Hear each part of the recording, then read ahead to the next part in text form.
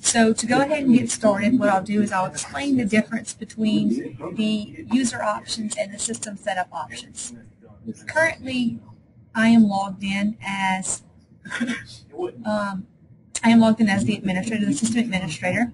Now, if I want to change my individual user, so the person that I'm logged in right now, if I want to change settings pertaining to that person, I'm going to go to User Options. Anytime I change something in System Setup, you're changing it for the entire company or for anyone that uses control. Okay? Since user options are kind of a watered-down version of the system setup, we'll go to System Setup first, and we'll go through some of those. And what I'll do is I'll go through some of the most common options and explain to you what they do, and then I'll open the floor, and if anyone has questions about a particular option, we can go to that, because honestly there's probably over 200 or 300 different options in the system, so I'll kind of hit the ones that come up most often with customers. Okay, so if I click on Setup at the very top and then System Setup, okay, so the very first screen that you see, this is where you're going to go in and you put in your company addresses, phone numbers. Now, one thing to note is this default area code. If you enter this information in here, there's another option that asks if you want to default this as the default area code for any new company or contact. So if you do a lot of local business, it's probably best to put in your area code. If a lot of your business is all over the place, you might want to leave this blank. And this information is going to show at the top of all of your internal reports and the reports that your customers see, so your invoices, your estimates, and your statements. Okay. Financial information, this is typically used for countries that are outside of the U.S. They need to put in this information. Quick products, this is just which of the quick product options you would like to use. Email options, this is probably one of the most important system setup options. Okay, so whenever you set a macro up to run in the background, there's an option whenever you set a macro up that says run on server in background. Anytime you have that option checked, the run on server, what it's going to do is it's going to use this information here, this email information. Now, what you're going to do is you'll set this up, and typically you'll use an email address that's very generic, like sales at whatever your company name, whatever your that email address is, or information at Cheapo Depot Signs or something like that. But this is what your macros are going to use. If you need to change, if you want to set up the emails for each of the individual users, what you would do is you'd go to your user options here, and then there's an option at the bottom for email options. The screens look the exact same. One thing to remember is that this is what, anytime you select a macro that runs on the server, it's going to use this information here. Okay, some of the more common options on the report options are if you want to save a record, and basically what that means is whenever you go to an order or a company and you go to the Activities tab, if you want there to be a record or a row in the Activities tab that says that you've printed or emailed a particular report, the way that you would do that is by clicking one of these options. So this one says Save Record of All Reports Being Emailed. Or if you just want to track invoices or POs, you have those options as well.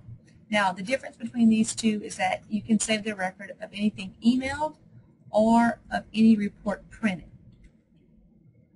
Okay? That's typically people use this if they want to track when an invoice has been emailed. That's normally whenever I see that. Backup options, this is where you would set up your backup location and the number of days of backups you want to keep.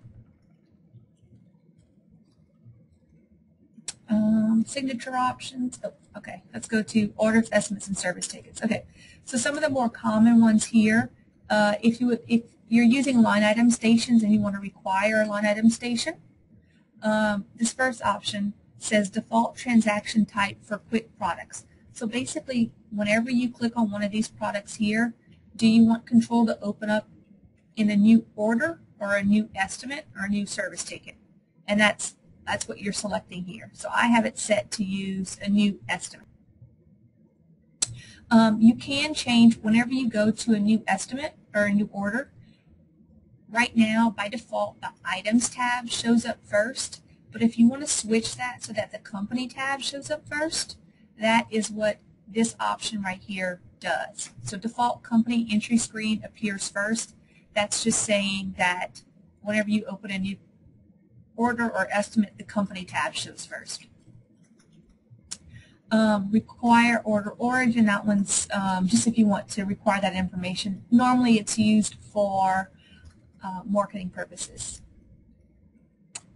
Let's see, some of the more common ones are going to be the show the proof date and the due date here. So if you want to require a due date for orders, estimates, and service tickets, normally people will just have orders. They'll have orders, and if they use service tickets, they'll have those two options checked. The option on the right-hand side, allow due dates before today. So let's say an order was due yesterday, and you go in and you edit it. If this option right here is not checked, whenever you go to save that order, it's going to tell you that you can't save the changes you made to the order because the due date is in the past. So you would want to check this option right here. You'd want to allow due dates before today. Okay, automatically calculate due dates. What this does is on each of your on each of your products, you can specify the default production time. So let's say on channel letters, it typically takes you 5 to 7 days. So we'll just put 7 days on that product. But on cut vinyl signs, it typically takes you 2 days to complete an order. So you can put the default number of production days, and then when you go to save an order, if this option is checked, what it does is it looks at today's date, which today is the 8th, and if you have an order that has channel letters and cut vinyl, it's going to find the larger of those two production times, and in that case it would be the 7 days. So it's going to add November 8th plus 7 days. So it'll automatically calculate your due date as being November the 15th.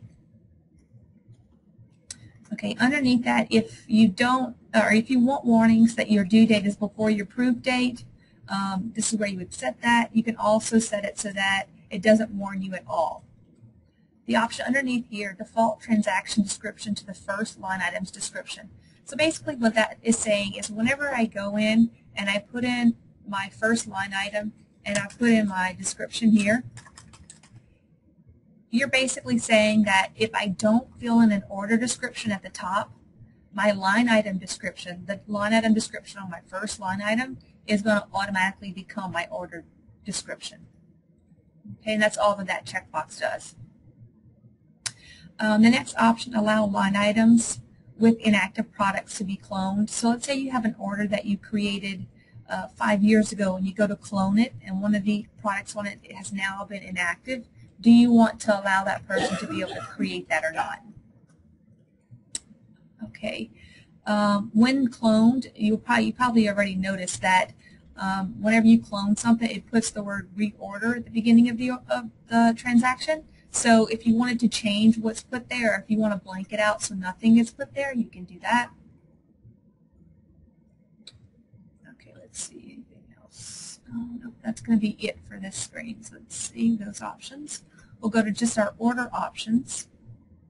Okay, so show production station, show station at sale, and then you can require production station. So the production station is just the order level station. So before I save this order, I want to set what my first order station is.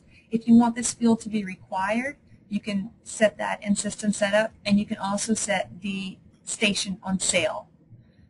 You can require a PO number for orders. If you want to require a secondary salesperson, so some people, whenever they create an order, they always have a primary, which is typically their salesperson, and then the secondary salesperson is normally like the project manager or the CSR. So if you want to require that a secondary salesperson be entered, that's an option. Enable credit memos. So a credit memo is, a lot of times this is used outside of the States, but some companies in the U.S. use it also.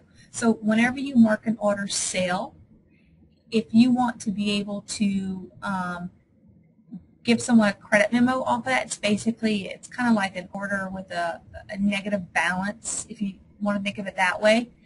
This enables it, so if you don't have this option checked, you're not going to have the ability to create credit memos. If you go in and check this, then you will have that ability.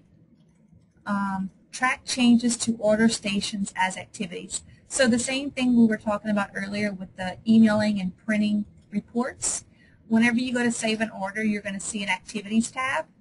Every time this order level station gets changed from maybe InDesign to InPrinting, maybe some other station, if you want a record of that, what you would want to do is check this option here. Okay? If you want to use the built station, the built status, that's optional.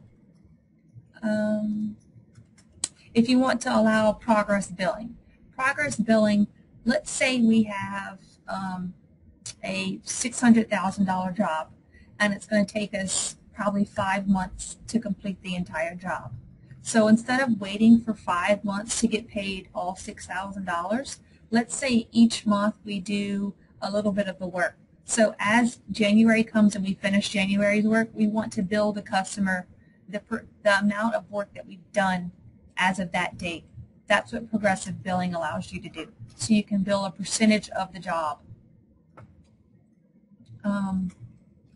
This is prompt to apply credit to new orders when credit is available. So if a customer has a credit balance, it'll ask you, do you want to apply this customer's credit to this new order? And you can say yes or no.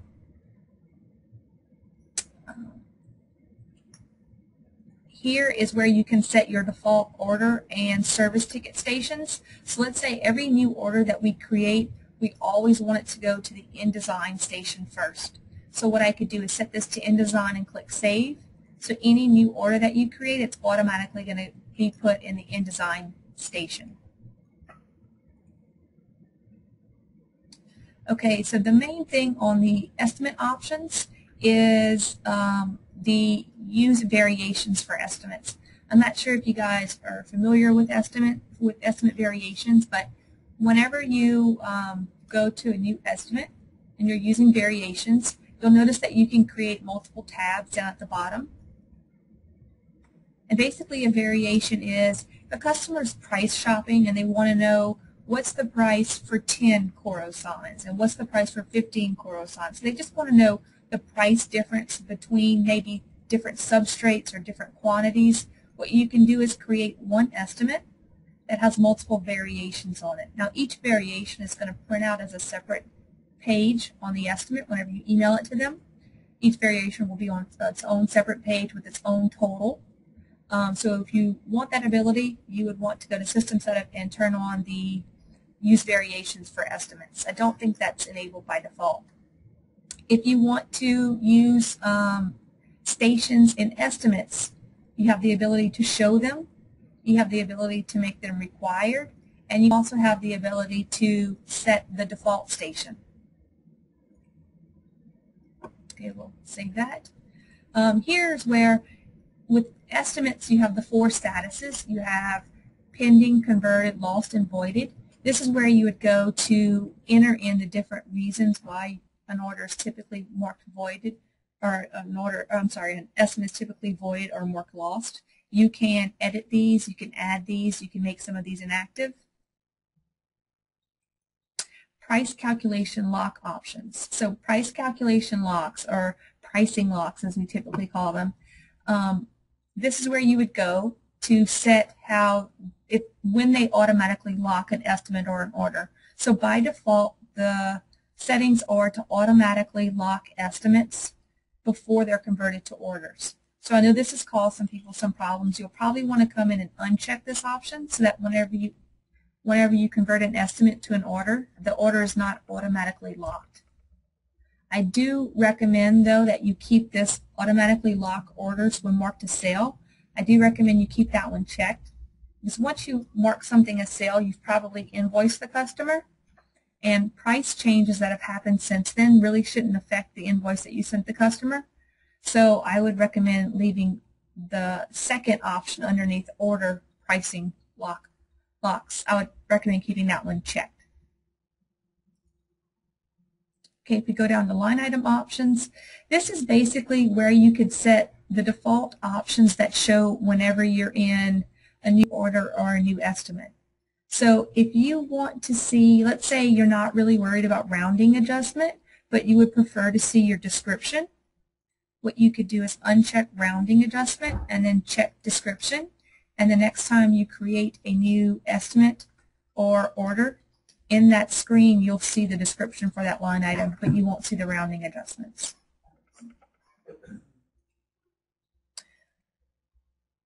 Service ticket options, there's not that many of them. The main one is to track the changes to service tickets as activities.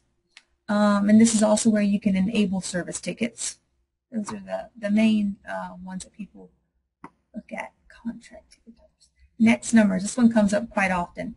So I want all orders. Basically, if you want to set a store minimum, this is where you would go to do that. So it says I want all orders for the store to be validated with a minimum amount of $50. You can put $200 here. So basically, anytime you go to save an order that has a subtotal less than this minimum, a box is going to pop up that says that the store minimum is $200. And would you like to go back and change it? The other option is you can set a minimum deposit. So most people, typically the only deposit that they require is a 50% deposit. Either you require one for customers or you don't. If you want to be able to show the amount, the deposit required on an estimate, if you enter this option here and you put your 50% or your 25%, whenever you go to print out your estimate, you have an option that says show estimate deposit, and if that option's checked, then control is going to calculate what 50% of the order total is and show that.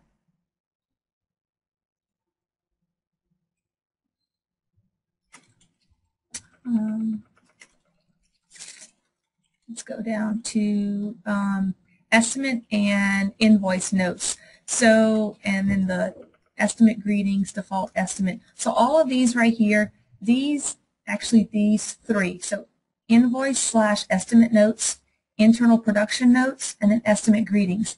These are all things that we call speed notes. Okay, and you've probably seen them whenever you go to your notes tab. You've seen an example of a speed note where it says full payment due. So all that this does is it's an easy way or a quick way to add some type of statement that you use often when creating estimates and orders. So in system setup, this is just where you would go to edit that. So maybe you wanted to edit this right here and put rush stop in capital letters so that everyone sees it. You could do that. You could also create a new speed note from this section. Now the default estimate notes and estimate greetings. If some people like for terms and conditions to show on each of their estimates that go out, instead of having to create a speed note and remembering to add the speed note to every estimate that you send out, what you could do is enter in your notes here, and by default, every estimate that you create is going to have that note in it. And the same is true for the greeting at the very bottom. Okay, now the next option is default invoice and internal notes. So these are the notes that you would see on your invoice. So it would be this note right here, your order notes, and then your internal notes, or a lot of times we call these production notes. So you have the option to set those to default notes. Underneath that is your shipping methods and carriers. So in order to, whenever you're in an order, you're in the shipping tab, in order to see the carrier here, what you need to do is add them in this list in system setup. So once you add one, all that you have to do to add the service type is just type that in here. And that's going to show up on the shipping tab in an order or estimate. Okay, I'm going to kind of collapse some of these options over on the left-hand side just so that we can see more of what we have, our system setup options. Automatically create part usage cards.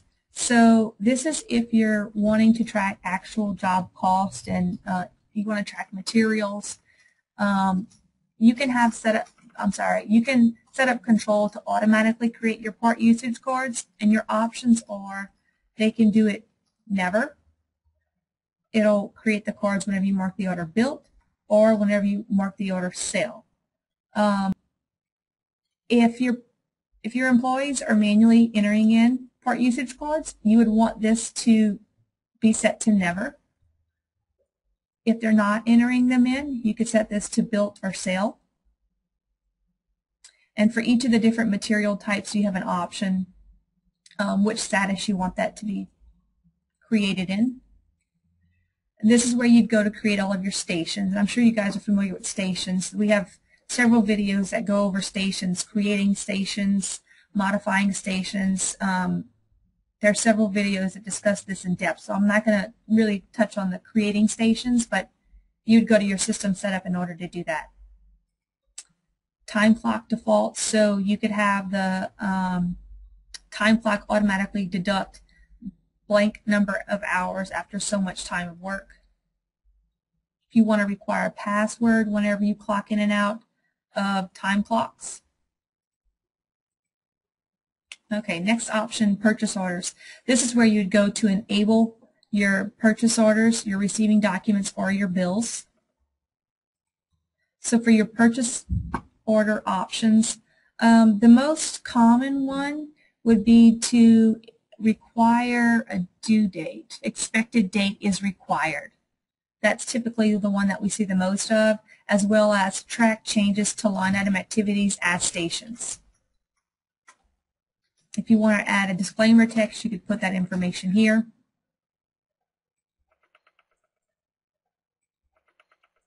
Okay, for bills, the most common item here would be to, if you want to allow your users to be able to create vendor credit memos, and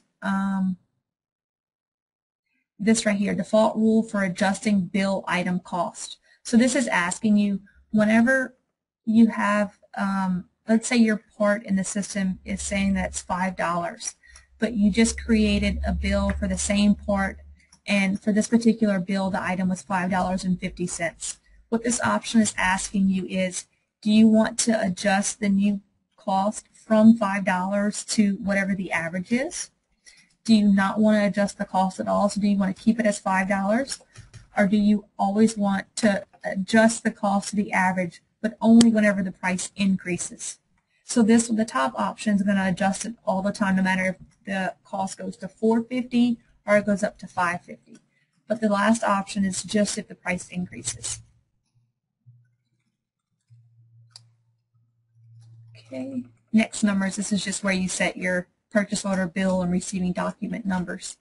You can also set your speed notes and internal notes for purchase orders, the same that we did for orders and estimates. Okay, for our company record, this is where you'd go to require information. A lot of people, they want to track the industry and the origin for companies for marketing purposes. If you want to do that, this is where you'd go and make those changes. A lot of customers call because once they make an edit to a company record, they don't want that box to pop up and ask for the reason for the edit. If you don't want that, here are the options to uncheck that. If you want to default, so there's a PO required option for each company. If you always want that to default to true, there's an option here. You can also set who your default salesperson is. So let's say you only have one salesperson. What you could do is come back here and set your default salesperson. And each new company, they're going to have that person as their salesperson.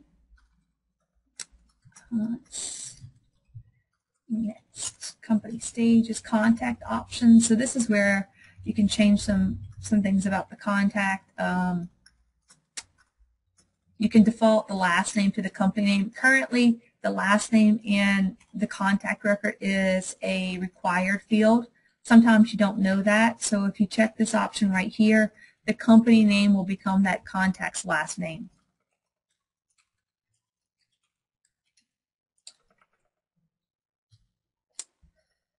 See, that's really it as far as products and parts. Really don't go there. So the next thing, and this is a pretty big one, so your Explorer options.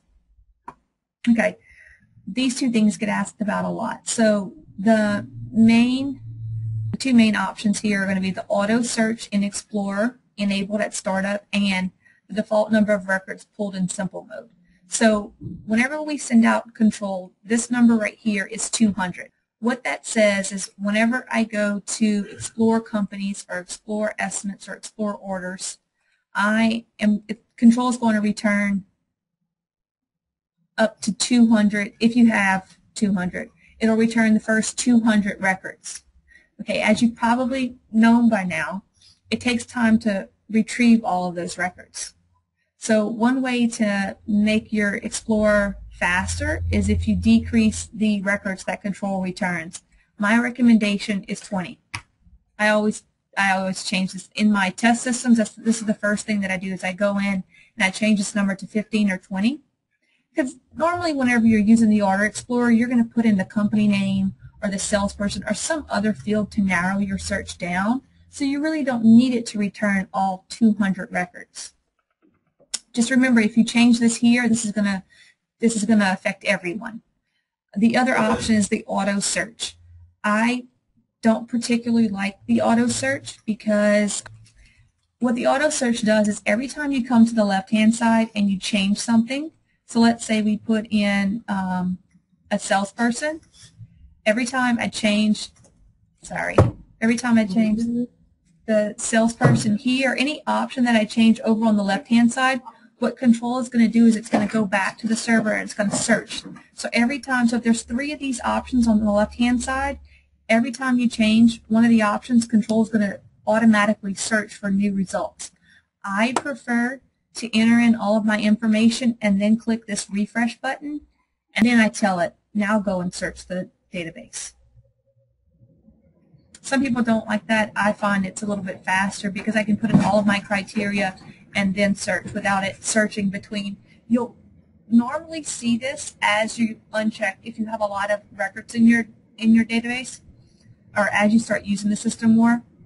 You'll see this especially whenever you go to uncheck, whip, build, sell the checkboxes, because after every checkbox that you check, it's querying the system for new orders or new estimates. So I prefer to not have this auto search option checked by default. Let's skip down to the marketing and activity manager. If you guys are using the activity manager, my recommendation would be to come in here. Most of these are pretty, you can understand them. Now, the main thing that you'll want to do is probably your reminders. You can set your default reminder time here. And I like the option to open my calendar in 15-minute intervals. Okay, let me go down to miscellaneous because there's definitely one here I want to touch on. So in the miscellaneous options, we get calls about this one a lot. So right now, the default setting is once you're idle for 10 minutes. So if you stop using control, 10 minutes later, the blue screen is going to pop up that's going to require you to put in your password. If you would like for that time to be longer, let's say 30 minutes or 60 minutes, you could do that. Or if you don't want the blue screen to show up at all, you can uncheck that option, and you'll never have to put in your password. Okay. The other important option on this screen is the date time stamp. Okay. So if you guys are using Activity Manager or even in your regular orders and estimates, if you want to put a note and you want to put a date timestamp, what you can do is you can click on Control-Shift-T, and that's going to put a date timestamp. Now you can take this further. If we go back to our system setup, and let's say we want to do the date, the time, and then the user's first name. Oops. Save this. So now whenever I go to my new order and I type in I do my Control-Shift-T, it types in the date, the time, and I'm logged in as system administrator where system is my first name. So it's putting the date, the time, and then my first name. I find this helpful, especially in the production notes where you might write one note today and then have a new note tomorrow. The best way to let production know that a note is new is by having a date and time stamp. So Control-Shift-T is going to enter that information. That's also, this is a semi-new feature. If you have a front counter and you have multiple people using that front counter, we've created an option called the shared user, and you can read here to kind of understand exactly what the shared user is. So instead of someone, or maybe there's 3 people that use one computer at the front, and every time I go in to create an order, I log out, and then I log in as myself, and the next person logs out and logs in as himself every time he uses the system. You can, if you don't want to do that, you can use something called the shared user, and you log in one time, and as you create a new order, you just specify who it is that created the order. So you would set, you know, if I created the order, I would say that I would select my name in the drop-down list and say that I was the one that created that order. And you're only going to see that whenever you're using the shared user account. Okay, so I pretty much went over the most important options in system setup. If we take a look at the user options, you're going to notice that most of these look similar to the options in system setup. Just remember the difference is that user options, these only affect the login user. Okay, so in this particular case on my system, if I was telling you guys how you can have this company tab appear first whenever you go to a new order or a new estimate. So if I like that feature, I can check this option right here, and just in my login, you'll see that. The main thing that people change in the user options is these 2 settings here, auto search and the default number of records to pull. And if I go down to email options, you always want to put your information here so the customer knows it's coming from the individual user, and the dashboard options. So this is where you would set what your default dashboard is. So let's say I'm in accounting, I do all the ARs. I probably want my default dashboard to be the accounting receivables dashboard. So I would set that. Miscellaneous options, you can also go here and let's say your name, there's 2 Mics that work at the company. You might want to put your last name or login name or something other than just Mike so that everyone knows whenever you do your date timestamp which Mike it was that actually put the note. So you might want to use your login name. Maybe your login name is your first initial last name, or you could put first name and last name.